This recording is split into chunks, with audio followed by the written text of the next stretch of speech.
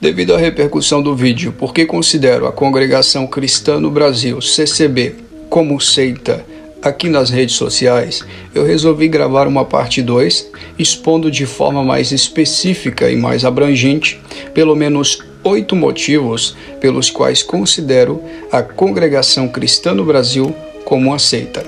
Só esclarecendo que o motivo do vídeo não é atacar a denominação CCB, nem os fiéis que fazem parte da denominação. Existe muita gente boa dentro da Congregação Cristã no Brasil.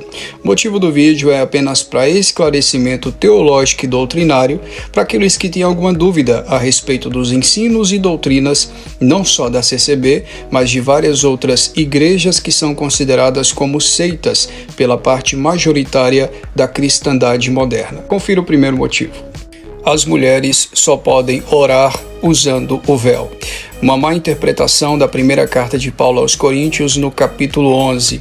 O apóstolo Paulo orienta que as mulheres de Corinto precisavam cobrir a sua cabeça nas suas orações para que o Senhor as atenda. Ou seja, a recomendação do apóstolo Paulo é somente para a igreja de Corinto e não para a igreja atual.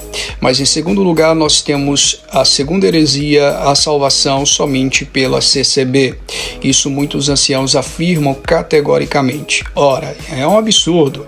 Atos capítulo 4, versículo 12, o apóstolo Pedro diz que em nenhum outro nome há salvação a não ser em Cristo Jesus. Se só há salvação na CCB, a CCB tem pouco mais de 100 anos. Sempre existiu salvação. Antes da CCB, sempre vai existir depois. Somente Cristo salva e não uma denominação. Mas em terceiro lugar nós temos a interpretação equivocada de 1 João. O pecado mortal é o pecado de adultério. Para os membros da CCB, quem comete adultério comete um pecado mortal sem perdão. Ora, em 1 João, o apóstolo João, ele fala sobre o pecado de blasfêmia, que é o único pecado sem perdão, é a blasfêmia contra o Espírito Santo, a apostasia e a blasfêmia. Todo pecado cometido contra Deus existe sim o perdão. O sangue de Cristo foi derramado. Dizer que o pecado mortal é o pecado de adultério é condenar Davi, que cometeu um ato terrível de adultério e também de homicídio. Então é terrível essa interpretação que leva-nos a entender que a CCB ela é uma seita. Em quarto lugar, nós temos o orar somente de joelhos. Eles possuem essa mania de orar apenas de joelhos. Ora, como fica então o texto de Atos capítulo 2? Os discípulos no cenáculo estavam sentados orando. Como fica o texto de Jonas, que estava no ventre do grande peixe? Provavelmente ele não estava sentado. Podemos orar em pé, sentado, de qualquer forma, o importante é orar.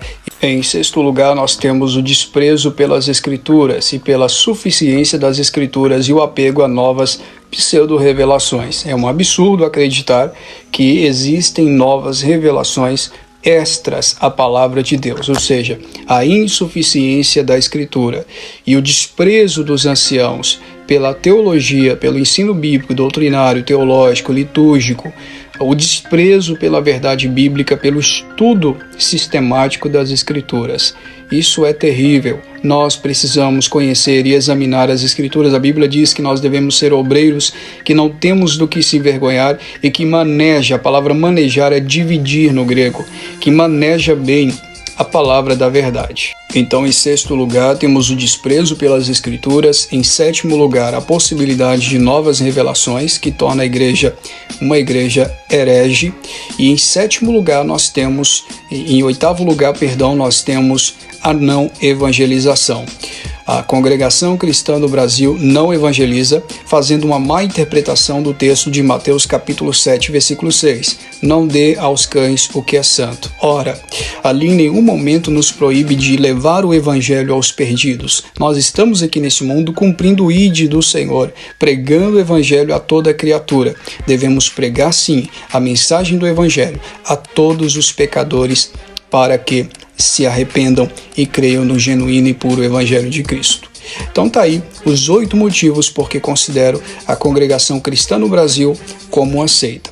Se você congrega nessa igreja, eu peço que você reveja com muito cuidado as doutrinas, os ensinamentos que são ensinados nessa denominação e leve em consideração tudo isso que eu falei aqui para você, com muito carinho e respeito às pessoas que congregam nessa igreja, mas eu não posso afirmar que é uma igreja realmente bíblica e cristocêntrica.